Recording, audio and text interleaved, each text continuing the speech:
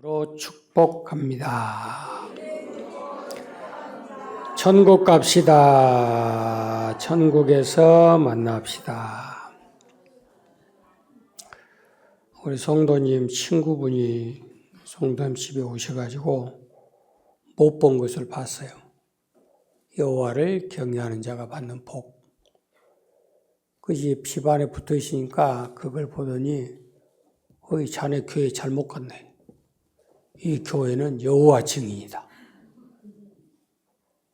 그 졸지에 강주세랑교회가 여호와 증인이 돼버릴 뻔했어요. 하도 이런 소리 저런 소리를 많이 들으니까 별로 감각도 없지만 왜 이런 말이 나오게 됐을까? 성경을 잠깐 소개를 해드리면 성경 전체 구절이 66권 성경에 3만 1000구절이에요. 구절수가 3만 1000개예요. 그 가운데 여호와라고 하는 단어가 5911번이 나옵니다. 그리고 하나님이라는 단어가 3582번. 그러니까 여호와 하나님이라고 이렇게 합쳐가지고 나오는 단어가 1145번이에요. 이걸 이렇게 여호와 하나님이라고 하는 단어를 합쳐보면 10,638번이나 기록되어 있어요. 바꿔 말할까요? 성경이 3만 1000구절이라고 했어요. 3만 1000구절 속에 16,600구절이 1600구절이 여호와 하나님, 하나님 여호와 이렇게 기록되어 있어요. 그럼 다시 말하면 성경 3만 1000구절을 기록한 성경의 목적이 어디냐? 하나님 여호와에 대한 부분을 기록하고 있다 라고 하는 내용이에요. 근데 지금 우리가 신앙생활 하면서 그 여호와가 하나님이다 라고 하는 그런 단어를 별로 들어본 적이 없어요. 그래서 호세아 4장에 가보면 1절에 하나님을 아는 지식이 없다.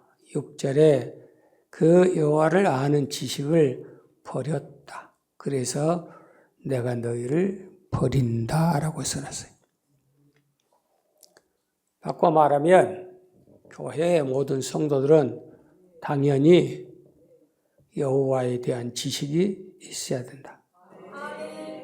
결론이 그래요. 신앙생활하면서 여호와가 누구이시냐라고 하는 단어를 한 번도 들어보지 못했다라고 하는 것은 문제가 심각한 겁니다.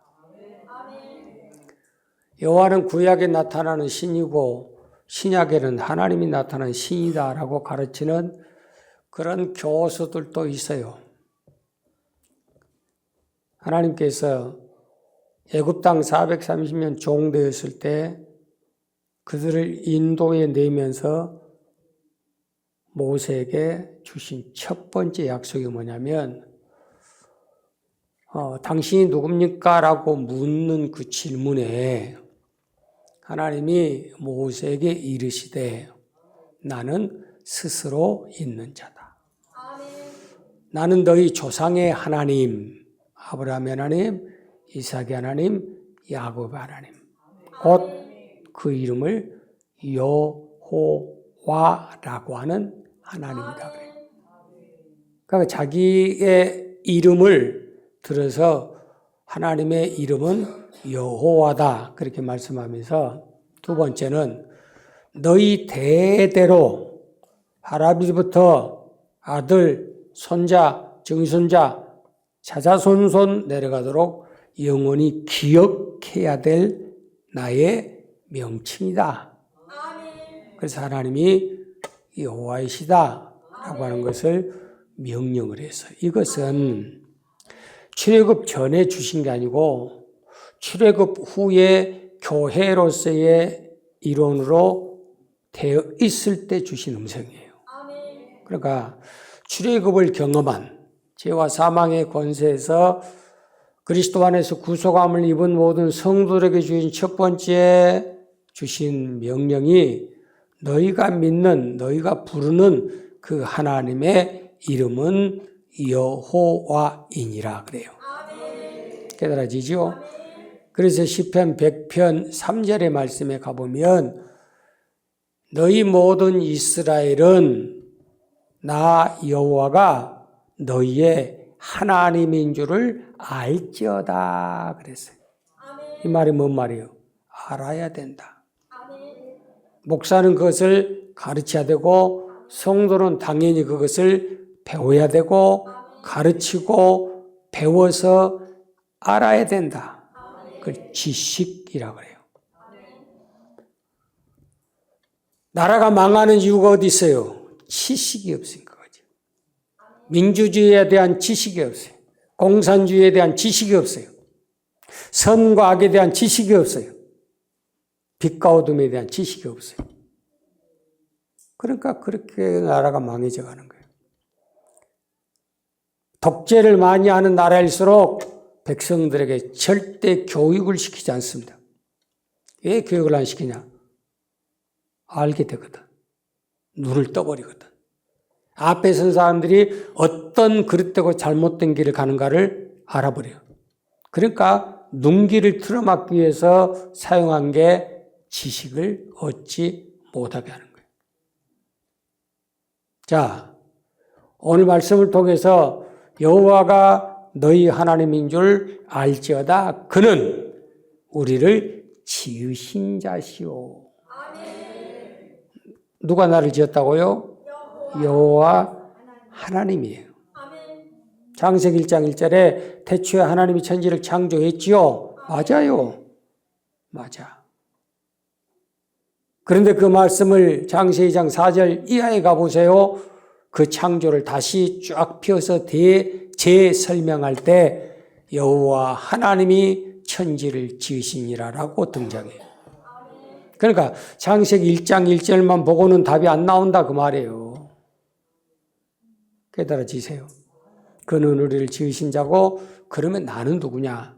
나는 그의 것이고 그의 지으신 바가 된 자고 나는 그의 기르시는 양이니라 그랬어요. 깨달아져요. 그 여호와가 우리의 하나님이시다. 그것을 알아야 잘 들어요. 영생을 얻어요. 이 말은 명심하셔야 돼요. 요한복음 17장 3절에 유일하신 참 하나님을 아는 것이 영생이다라고 써놨어요. 그래 영생을 어디서 얻느냐? 바로 유일하신 참 하나님이 누군가를 알아야 된다. 깨달아져요? 그러면 그 참 하나님 누구냐고요? 그 말씀에는 참 하나님이 있으면 거짓 하나님도 있다 그 말이지. 참신이 있으면 거짓신도 있다 그 말이죠. 그러니까 거짓신, 거짓 하나님을 따라가지 말고 참 하나님, 참신에게로 가야 된다. 그 참 하나님, 참신이 누구냐? 에레미야 10장 10절에 여호와는 참 하나님이시오. 살아계신 하나님이시오. 영원하신 왕이시오. 천지를 지으신 창조주이시니라. 이미 답을 다 써놨잖아요. 답을 못 찾아서 그러지. 성경 속에 이미 창조부터 심판까지 모든 사건들이 다 기록되어 있어요. 다만 찾아내지 못해서 그러지. 구슬이 서말 닷대 가지고 있으면 뭐예요? 껌이야. 그래야 그것이 보화가 되는 거죠. 여러분의 목에 걸려야 그래야 값어치가 있는 거예요. 마찬가지. 하나님 말씀 3만 천구절 들고만 다니고 읽고만 하고 외우기만 하면 뭐예요? 그것을 짝을 맞춰서 거기에 대한 결과가 열매가 나와야 되는 거예요. 깨달아지죠? 그래서 그 여호와가 우리의 하나님인 것을 알아라 라고 하는 것이 첫 번째 조건이고 두 번째는 그 여호와가 나하고 무슨 상관이냐 말이에요. 우리가 지금 예수 믿는 것이 뭐 때문에 믿어요? 우리가 신앙생활하는 목적이 어디가 있어요? 다윗은 자기의 평생의 인생을 살아보고 난 다음에 신앙생활이라는 것은, 믿음 생활이라는 것은 바로 이 원리구나. 그걸 깨닫고 쓴 게 시편 23편이에요. 주옥 같은 말씀들이 참 많아요. 그런데 오늘 저와 여러분은 1절만 가지고 말씀을 나누려고 합니다. 1절 시작. 여호와는 나의 목자시니 내가 부족함이 없으리로다. 아멘. 첫째 조건은 여호와가 누구냐라고 하는 것을 말씀했어요. 두 번째, 그 여호와는 나하고 무슨 상관이 있어요? 그분은 나의 목자라고 써놨잖아요. 성경 봐요. 여기 써놨잖아. 여호와는 나의 목자시니. 여호와가 뭐가 되신다? 나의 목자가 되어주신다. 자, 목자가 되신다 이 말 속에 여러분들이 명심해야 될 게 있는데, 그 목자는 자기 것에 대한, 자기 양에 대한 철저한 의무감이 있는 거예요. 의무감. 자기가 지었어요. 자기가 택했어요. 자기가 이끌어요. 그러면 거기에 대한 모든 보호나 안위나 먹는 거나 입는 거나 거처나 이 모든 것을 책임져야 될 의무가 있어요. 재미없어요? 여러분 인생살이에 내가 무엇을 먹고 마시고 입고 살 것인가, 거기에 대한 책임을 내가 그것을 감당해야 될 것이 아니라 나를 지으시고 나를 자기 것으로 택하시고 지금도 길러주시는 그 목자에게 사명이 있다는 거예요. 그래서 우리는 수지 맞았어. 우리는 두 손 닫았다고 아무것도 안 해도 목자가 다 알아서 해줄 줄로 믿습니다. 이러면 문제가 생겨요.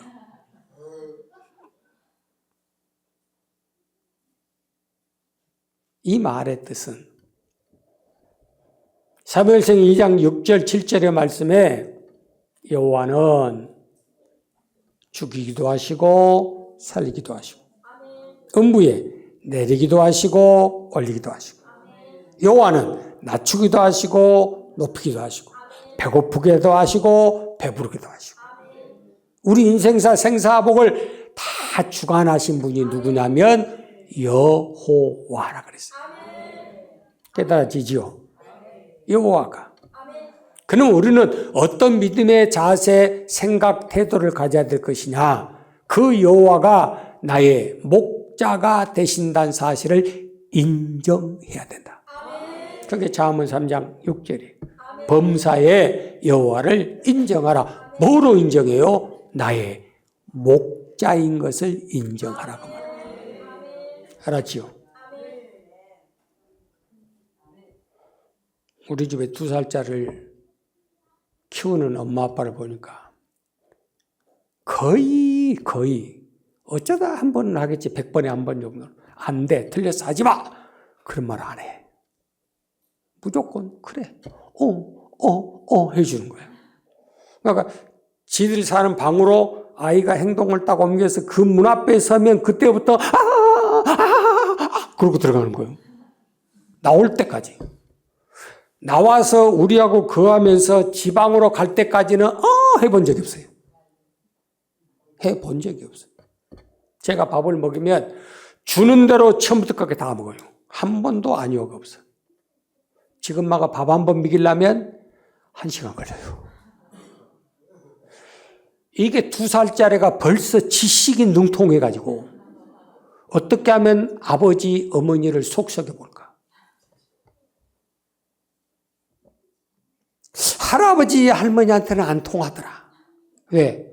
뇌가 봐주게 생겼어. 아무리 금쪽 같은 네 새끼여도 옳은 건 옳고 틀린 건 틀린 거예요. 그래서 할아버지 손에는 지팡이하고 막대기가 있어. 좋은 일하면 잘했다고 상 줘. 잘못하면 그 자리에서 손바닥 발바닥 때려버려요. 어쩔 때는 내가 한 대 때리니까요, 지 엄마가요 방에 있다가 튀어나오더니 내다보더라고. 왜 때리는 소리가 딱 나니까 지 자식 잡아먹은 줄 알고. 손을 대놓고 내 손바닥 때렸지 지 자식 손바닥 안 때렸거든. 소리만 나도 겁내는 인간이니까 그렇게 타격 효과를 주면 말 잘 들어. 그럼 내가 내 손바닥을 때려서 고통을 내가 받으면서 자식을 교육을 시킨 거예요. 근데 자식들은 그걸 모르는 거예요. 행여 내 생활에 고통이 있을까? 내 육신에 고통이 있을까? 내 삶 속에 어려움이 있을까? 내 생활 속에 무슨 피해가 있을까라고 하는 그런 피해 망상적으로 살아. 여러분, 주님의 손에는 막대기와 지팡이 같다라고 하는 의미는 우리의 인생길 가는 길을 정확하게 제시를 하고 그곳을 향하여서 여러분의 시선을 돌리게 하는 지팡이가 있어요. 그러나 양들이 그 자리, 자기가 지켜야 될 위치, 그런 신분, 그 믿음의 자리를 감당하지 못하면 막대기가 되는 거예요. 옆에 분에게 얻어맞고 후회하지 말고 맞기 전에 조심합시다. 제가 제일 많이 들은 소리가 뭔지 아세요? 조 목사는 사랑이 없어 그러더라고요.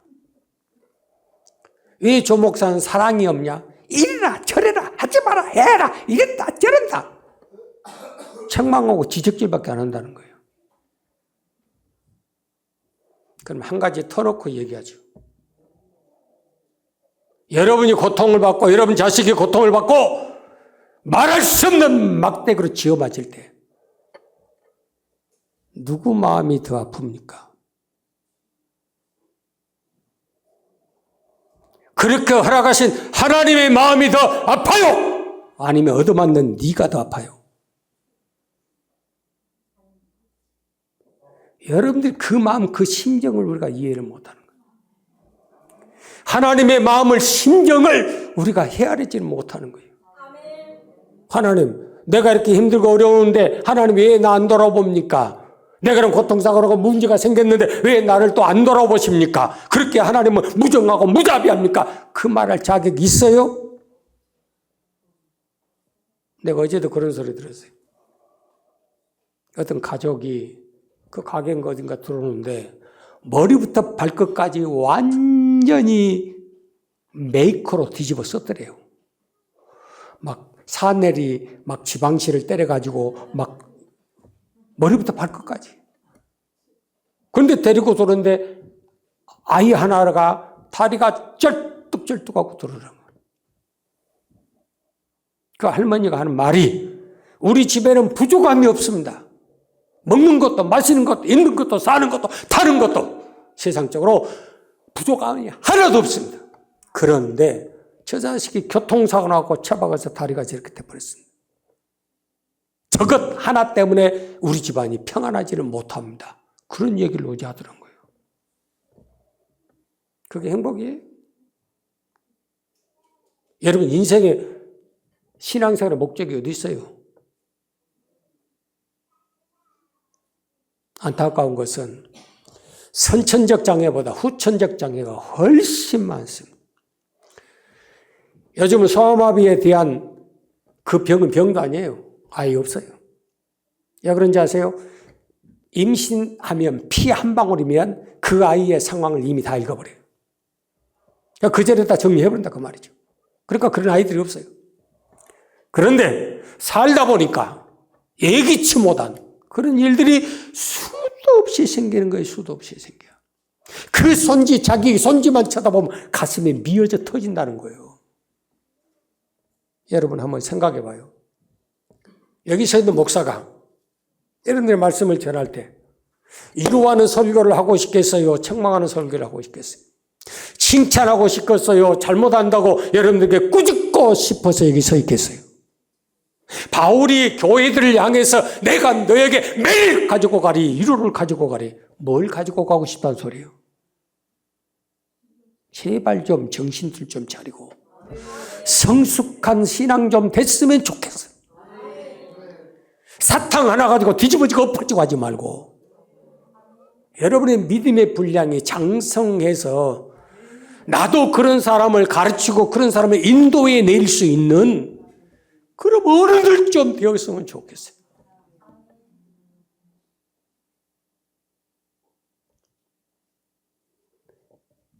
하나님이 자기 아들을 십자가 못 박아 죽일 때의 그 심정을 여러분 아세요? 이번에 목사님들 모였는데 우리 시찰장 목사님 그런 얘기를 하셔. 목사님 이번에 어떤 목사님이 소천하셨어요.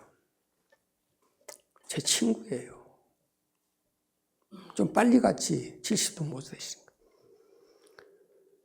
근데 서울 총회 임원들이 조의하러 와가지고 그 식장 앞에서 웃고 사진을 찍고 그 사진을 SNS에 올렸다는 거예요. 이 가정은 남편을 잃었어요. 아버지를 잃었어요. 그 많은 성도들은 목회자를 잃었어요. 가슴 아파하고 애도해야 될 그 자리에 서서 총회 임원이라는 사람들이 희덕거리고 이빨 보이면서 사진 찍어서 그것도 SNS에 올렸다는 거예요. 가슴 아프지 않습니까?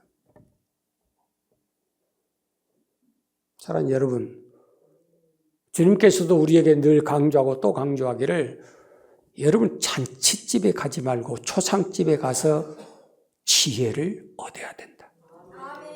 저 사람은 어떻게 살다가 어떻게 죽었고 그 이유는 어떻게 될 것인가를 우리에게 가서 배우라는 거예요. 어떤 사람들이 먹고 마시고 입고 놀고 즐깁시다라고 하는 자리를 안 가도 상관이 없어. 나 없어도 얼마든지 잘하니까. 그러나 초상집은 우리가 반드시 가야 된다는 거예요. 왜? 나도 언젠가는 그 자리에 가기 때문에요. 어제 내가 한 소리 들으면서 믿음의 삶이 그래야 되는가라고 하는 질문을 한번 해봤어요. 옆에 분 쳐다보고 당신도 죽습니다. 안 죽을 사람 어디 있어요? 안 죽는 사람 어디 있어요? 그럼 우리가 지금 믿음 생활하는 것도 그 죽음이라고 하는 그 과정을 우리가 어떻게 감당하고 넘어가야 될 것인가. 그걸 배우는 것이 믿음이에요. 그런데 여러분들이 여기 앉아서 10년, 20년, 30년을 앉아 있어 놓고 지금도 죽음에 대한 설교, 심판에 대한 설교 그럼 두려워서 쳐다도 못 봐. 벌벌벌 털려. 심장이 막 벌렁거려. 그게 받은 신앙이에요? 그게 옳은 신앙이에요? 문제가 있잖아. 여러분 집안에 지금 오늘 저녁에 강도가 와. 벌써 짐 싸고 지금 갈 사람들이 보이네. 금고 잘 있는가? 이불 속에 지금 그 25,732원 넣어놓은 거, 그것, 보관 잘 돼. 그런데 어떤 사람은 오든지 말든지. 뭔 소리예요? 첫째, 아무것도 없다는 소리고. 두 번째는 자물쇠 다 챙겨놨어. 와봐야 아무 상관없어. 이 차이요. 여러분들이 죽음에 대한 설교를 들을 때 두려워! 감당 못하겠어. 심장이 벌렁거려. 너는 준비를 안 하고 산다는 소리. 그런 말씀 들을 때 아멘. 주 예수여 어서 오시옵소서. 내 영혼을 어느 순간 어느 자리 어느 상황에서 나를 불러간다 할지라도 내 영혼이 구원받아 천국 갈 수 있는 그런 마음으로 준비되어 있는 사람은 언제 어릴 때 죽어도 너를 데리러 간다 해도 두려움이 없는 거예요. 저는 임종을 수없이 받다 가잖아요. 죽기 직전 사람들. 숨이 막 탁탁탁 끓으려고 하는 사람. 아니 숨이 딱 끓어서 죽은 사람들까지라도 저는요 수없이 봤어. 수없이. 묶여 있는 그들의 고통과 어둠의 모든 문제를 주님의 이름으로 그걸 해결하고 기도 딱 하면요 어떤 사람은 5초, 어떤 사람은 10초, 30초 다 끝나버려요. 오래 잡고 기도할 시간. 여러분 숨이 지금 딱 하려는데 지금부터 경건하게 예배하겠습니다. 그런 시간이 어디가 있어요? 기회도 들었고 바로 말씀 전하고 그리고 가슴에 손 놓고 하나님 앞에 기도하고 그럼 그 영혼이 그 자리에서요 어둠에 비쩍 박혀버린 거예요. 그런 경험들이 있으니까 제발 귀로만 듣지 말고 눈으로 봐라. 깨달아지세요? 그런 상황 속에서 여호와가 우리를 어디로 인도하든지 간에 인도함을 받고 혹시는 막대기가 있고 혹시는 지팡이가 있을지라도 인도할 때 아멘하고 얻어 터지거든 감사하고 받아. 알았어요? 감사하고. 여러분 네 죄로 네가 얻어맞았지 누구 죄 때문에 얻어맞았대? 여러분 해도 너무한 게 부모가 한 대 때렸지. 참다가 마지막 한 방 본 거지. 그거 안 맞았으면 너는 바로 죽여버렸어요. 세상에 한순간적으로 급사에 죽은 사람 여러분 못 보니까 수도 없이 보잖아요.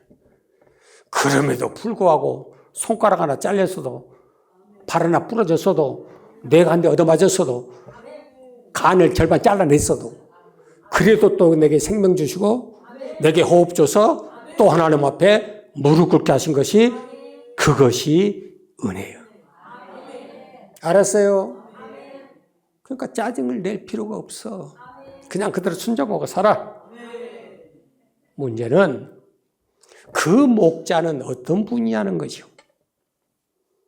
내가 진짜 내 영혼을 맡길 수 있을까? 우리의 가문을 맡길 수 있을까?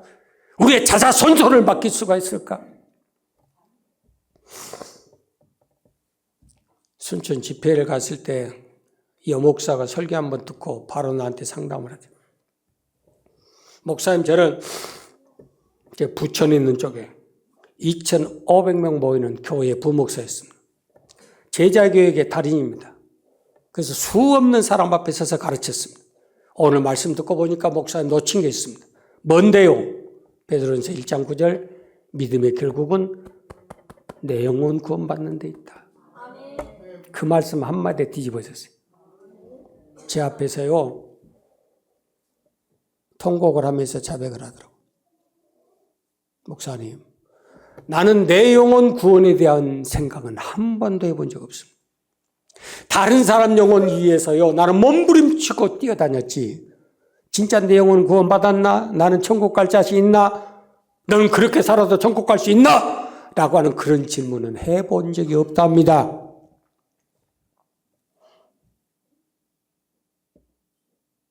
여기서 우리가 놓쳐서는 안 된다는 거예요. 사랑하는 여러분, 여호와가 나의 목자신데 그 목자의 특성이 뭘까? 요한복음 10장 11절 보면 나는 선한 목자라 그랬어요. 따라합니다. 여호와는 나의 선하신 목자다. 선하신 목자. 재미없어요? 악하신 목자. 너 내일 모레 잡아먹어.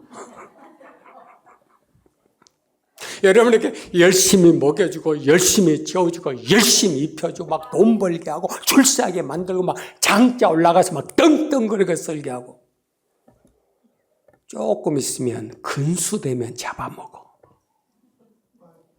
그런데 명심하세요.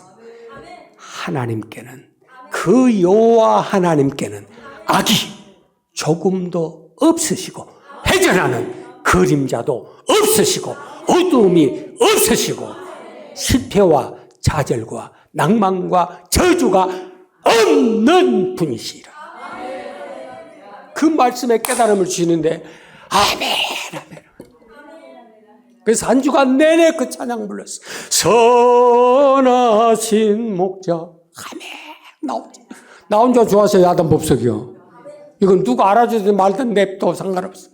함께 잠자는 마누라도 몰라. 내가 그 노래 부른지도 몰라. 왜? 속으로만 나만 했거든.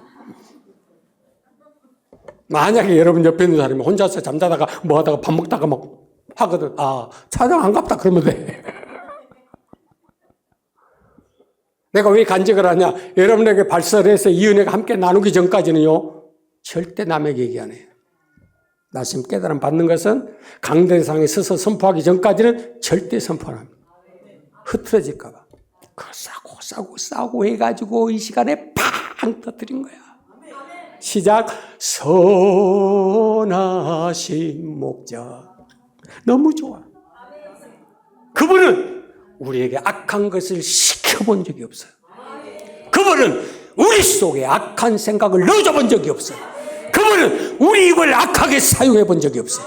그분은 우리 인생 자체를 버림받도록 이끌어 보신 적이 한 번도 없어요.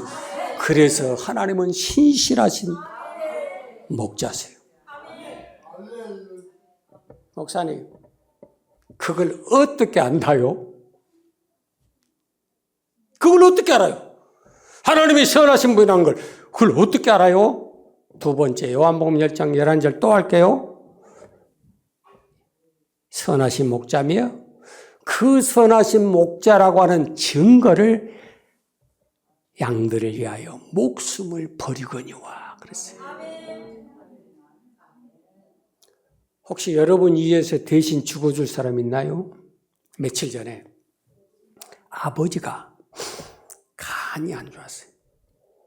병원에 입원해가지고 수술 날짜를 딱 잡아놨는데 그 전날 그 간을 이식을 해주겠다는 사람이 누구냐면 친아들이에요. 자, 자기 자식들 쳐다보고 자식밖에 없다. 얼른 해. 그럼 뭐가 맞아야 주지. 부부는 못 줘. 착각하지 마라. 부모 자식이나 주지. 무촌이요, 무촌. 이제 부부싸움하게 만들어놨어요. 그래가지고 아들 것 띄어서 아버지에게 나눠주기로 그렇게 다 해놓고 그 전날 아들이 못 줘. 그러고 도망가 버렸어요. 도망가 버렸다니까. 아마 그 아이는 38선 넘어서 아마 이북으로 가버렸을 것 같아요. 아버지가 수술을 못하고 쫓겨났어요. 만들어낸 얘기가 아니야.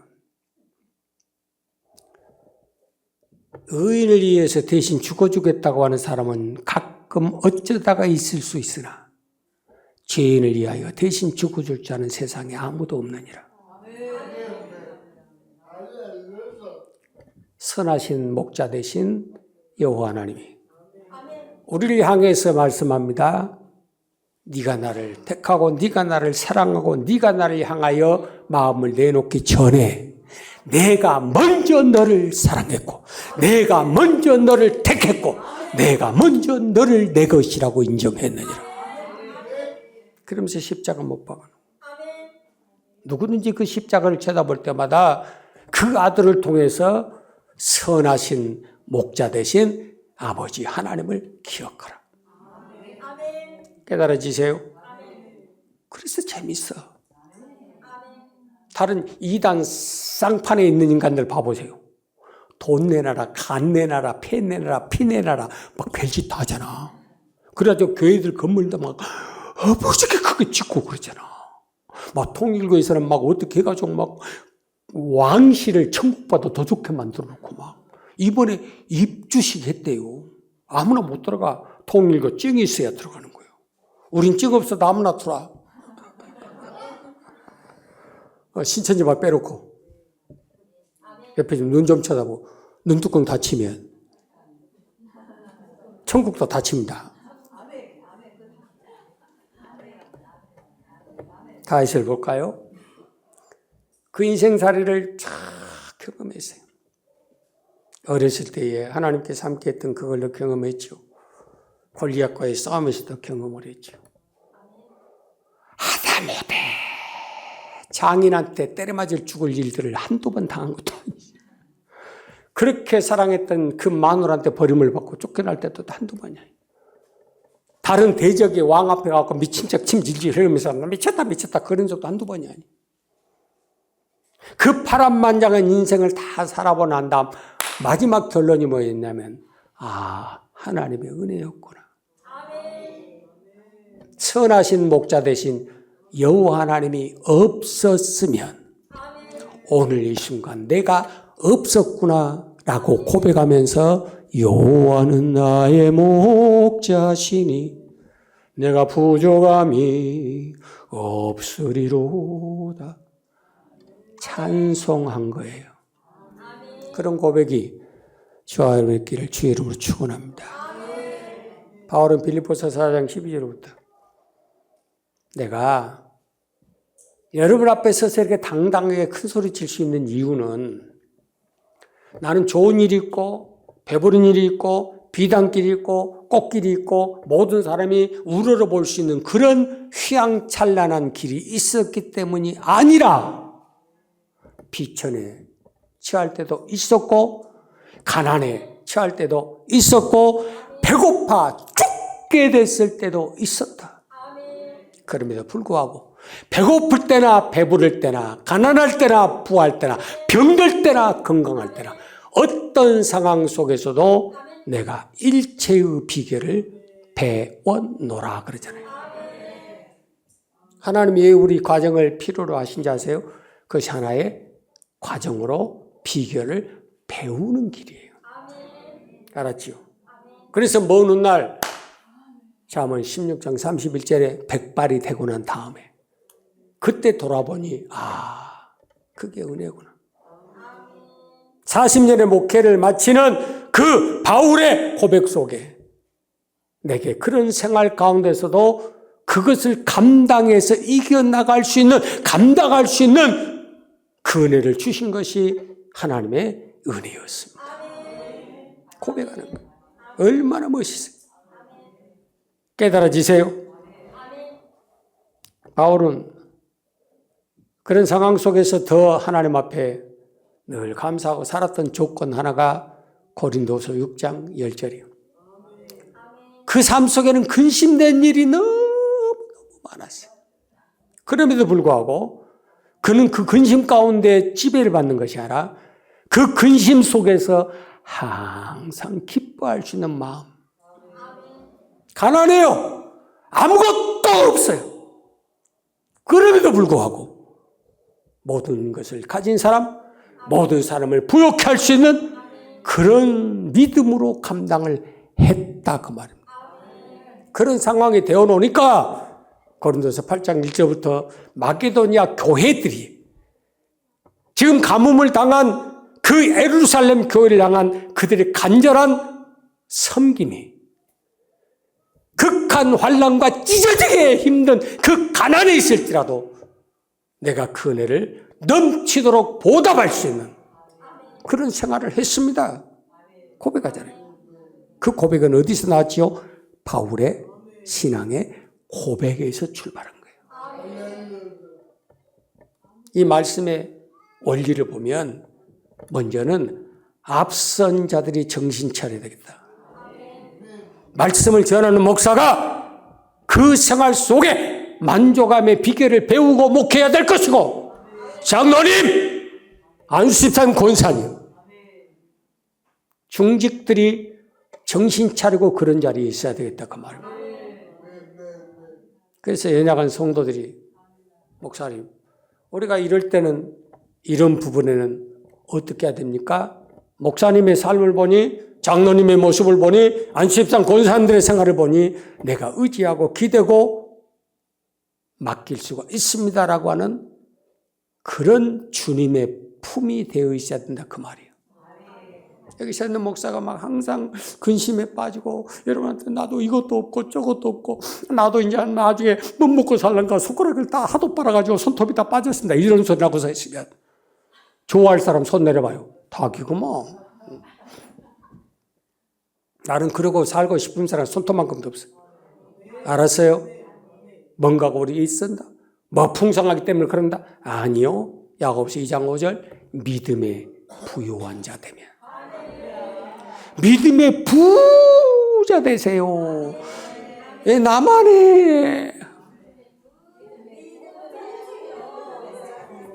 시작 믿음의 부자. 막 복주라 갈 때는 막 이렇게 벌려서 기도하더니 믿음의 부자들은 이러고 있네. 돈복을 이만큼 시작. 돈복을 아마 손이 찢어지도록 버릴 거예요. 믿음에 부유한 자, 근심하는 자 같으나 항상 기뻐하고, 가난한 자 같으나 많은 사람을 부유하고, 아무것도 가진 것이 없는 자 같으나 모든 것을 가진 자로다 환경과 형편과 처지와 상황에 구애받지 않는 그런 절대적인 신앙의 자세가 어디서 나오냐? 여호와가 나의 목자이십니다. 두 번째 1절 시작. 여호와는 나의 목자시니 내가 부족함이 없으리로다. 아멘. 여기 봐봐, 여기 써놨죠. 여호와는 나의 목자시니 내가 부족함이 없다. 10편 23편 1절 해놓고 앞에 것은 읽기 힘드니까 The Lord is my shepherd. I shall not be in want라고 써놨어요. 이건 NIV거든. 킹 제임스 버전의 다른 모든 성경은 이 뒷부분에 I shall not be in want라고 하는 것이 be in이 없어요. I shall not want 그러고 끝나버려요. 이게 무슨 뜻이냐? NIV 성경의 핵심은 내가 지금 뭔가 부족함이 있는 것 같아. 장차는 내가 부족함이 없도록 이끌어간다는 그런 얘기예요. 그러나 킹 제임스 버전은 나는 더 이상 필요한 것이 없다는 겁니다. 나는 하나님께서 불러주는 순간부터 지금까지도 나는 내가 뭐가 필요합니다. 이것 주세요. 저것 주세요. 이렇게 해주세요. 저렇게 해주세요. 나는 그렇게 하지 않겠습니다. 그 소리입니다. 말했듯이 하늘과 땅 차이예요. 깨달아지세요? 지금은 어렵더라도, 지금은 힘들더라도, 지금은 배고파도 3일만 굶고 참아봅시다. 그럼 하나님이 3일 뒤에 다 해결해 주실 줄로 믿습니다. 3일 뒤에는 여러분에게 배부르고 만족하게 해주실 줄로 믿습니다. 여기 아멘한 인간들은 정신 나간 사람이에요. 왜 그럴까요? 그 전에 죽어버려. 언제 3일 굶으면 굶기는, 오늘 낮에 굶고 저녁 때 봐. 아마 우리 집 문 따고 들어올 사람들이 한 너댓 명 보여. 저 장롱부터 시작해가지고. 가만히 있어. 목사님 비밀, 나도 자기 집 비밀 다 알거든. 목사님 신방 오시면 우리 집 문 열고 들어오세요. 그 밑에 있는데 위에까지 번호 다 가르쳐서 내가 다 적어놨어. 우리 번호도 알아야 될 거 아니야. 아무나 들으시오. 가져가려면 가져고 말라면 말고 알았어요. 참 말씀 봐봐요. 그래서 이 말씀 속에 로마서 8장 32절 말씀은 저는 너무 좋아해요. 자기 아들을 아끼지 아니하시고 내어주신 이가 선하신 목자 우리를 지으시고 창조하시고 기르시는 아버지가 그 아들과 함께 모든 좋은 것을 너에게 은사로 주시지 않겠느냐? 은사는 영생이에요. 로마서 10장 23절 하나님의 은사는 영생입니다. 여러분 은사 그러니까 뭐 방언하는 은사, 예언하는 은사, 신의 은사 요걸 따지는데 그거는 따라오는 보너스야. 진짜 은사의 핵심은 영생을 주겠다. 아들도 주신 하나님이 그 아들 속에 죽은 자 가운데서 살리신 이의 영이 나 죽은 자를 살려주고 다시금 영원히 죽지 아니하는 영생의 복으로 나를 이끌어 가시겠다. 여러분 이걸 받았는데 뭐가 부족해서 지금도 오기만 하면 주시옵소서. 왜 안 주십니까? 왜 안 주십니까? 왜 안 주십니까? 아직도 안 주십니까? 아직도 안 주십니까? 덜 주셨습니다. 덜 주셨습니다. 더 주셔야 돼요. 그래서 이스라엘 백성들이 하나님 앞에 매일처럼 투정을 부리는 거예요. 그게 출애굽기 16장 18절이거든. 그래서 하나님께서 그래. 내가 너를 지었고 내가 너를 기른데 너 하루에 뭐가 필요하고 얼만큼 필요하고 어느 정도 필요한지 내가 모르겠냐. 그러면 좋다. 새벽마다 해 뜨기 전에 새벽마다 들판으로 나가봐. 그러면 네가 바라고 원하고 물고 뜯고 씹고 삼키고 그 모든 행복이 깔렸다. 그러니까 그 말씀에 순종한 것들은 저녁 내내 잠이 안 오는 거야. 누구처럼 내일 재밌는 일 간다니까 저녁 내내 잠을 안 자버린 거야. 왜? 내일 가서 무슨 일이 일어날지. 내일 가서 어떤 기대 이상의 것이 내 손에 들어오고 낚일지 그걸 모르는 거야. 그런 일 없는 사람은 대자로 잠자는 거야. 대자로 자가지고 해가 둥둥 뜬 뒤에 나간 사람들은 시도 없고 아멘이 없어. 새벽 종이 흘렸네, 새 아침이 밝았네. 그 새벽 종 소리 듣고 나가보니까 깔렸어요. 그런데 잘 보세요. 많이 거둔 자도 남는 것이 없고 적게 가진 자도 부족함이 없으니 하나님이 그날 일용할 양식으로 채우게 하셨느니라. 아멘. 이것이 믿는 자에게 주신 최고의 축복이에요. 그걸 누리고 사니까 여기 있는 목사가 하나님께서 매일 주신 복을 받습니다. 그러니까 이해가 안 되는 거예요. 나하고 사이클이 안 맞는 거예요. 네가 뭐가 있어서, 네가 가진 게 뭐가 있고, 네가 뭐가, 너는 그래봐야 끽해봐야 교회에서 살잖아. 그럼 내가 꼭 할 말이 있어. 너희 집 우리 집 한번 대보자 그러고 우리 집이 2배는 더 커. 이해가 안 되세요? 그 믿음의 차이라니까. 그러니까 그런 맛을 본 사람들은 그 바닷속을 다 봐버려. 그러잖아. 바다 길을 보여버려. 안 보이는데도 다 길을 보고 찾아다녀. 우리 아버지가 그랬거든. 낚시를 가면요, 장소 딱 정해가지고 그 자리에 탁 지져가지고 기소가 저기 던져. 그러면 거기에 딱 넣으면 고기 나와요. 옆에 있는 아저씨들 우리 아버지 따라오니라고 쫙 서있어도 한 마리도 못 잡아. 우리 아버지하고 나만 둘이나 꺼내는 거야. 그래서 도사야, 도사. 여러분 보세요. 많이 거뒀다고 여러분 부자 될 것 같지요? 거둔 것이 없고 가진 것이 없으니까 오늘은 굶어 죽게 생겼다고 그렇게 생각하지요? 아니요. 많이 거둬봐야 너 먹고 사는 거로 끝나는 거예요. 적게 거뒀다고 해서 그로 끝나는 거 아니야. 하나님은 모든 생활을 균등하게 평등하게 그렇게 이끌어 가시느니라. 마태복음 6장 11절 우리가 하나님 앞에 늘 기도해야 될 것은 오늘날 우리에게 일용할 양식을 주옵시고. 우리가 일용할 양식 먹고 마시고 입을 것이 없어서 하나님 그렇게 기도하라고 하겠어요? 아니잖아요. 하나님과의 관계를 항상 유지해라. 그분과의 관계를 통해서 그에게서 나오는 진액을 먹어야만 사는 거예요. 맞아요, 맞아요. 요한복음 10장 봐요. 포도나무에 붙어있는 가지가 자기 잘난 멋으로 사는 것이 아니라 나무로부터 뿌리로부터 끌어올려오는 그 진액을 먹어야 이 가지의 열매가 맺는 거예요. 그 가지는 힘이 있는 거예요. 강하고 담대할 수 있는 거예요. 우리가 살아갈 수 있는 유일한 방법은 하나님과의 관계 접붙임이 되어 있어야만, 하나님과 함께하는 생활이 되어야만, 하나님과 동행하는 삶이 되어야만 그분으로 인한 진액을 우리가 매일 먹어야 힘이 있고 생명이 있는 거예요. 깨달아지십니까? 그러니 여호와는 나의 목자이십니다. 나한테는 부족함이 없습니다. 라고 하는 고백이 있어야 된다 그 말이에요. 어제도 오늘도 내일도 우리 인생 끝날 우리의 때나 우리의 자녀손의 때까지도 하나님께서 그런 연결선을 통해서 이루어 주신 그것을 믿고 따라가는 것이 신앙의 가장 기본이다. 기본.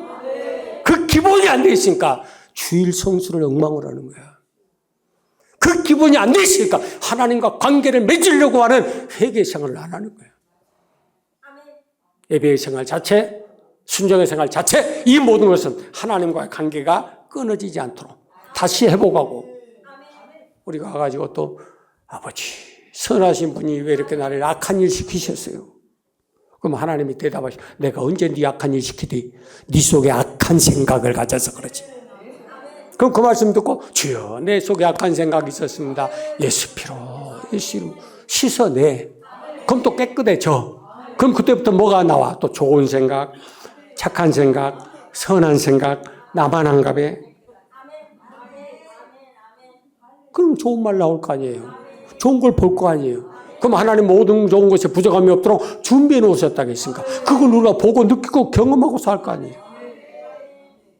양은 목자를 알아야 됩니다. 그 음성을 들을 줄 알아야 됩니다. 그 음성에 순종할 줄 알아야 됩니다. 그렇게 하면 목자는 나의 평생에 단 한 가지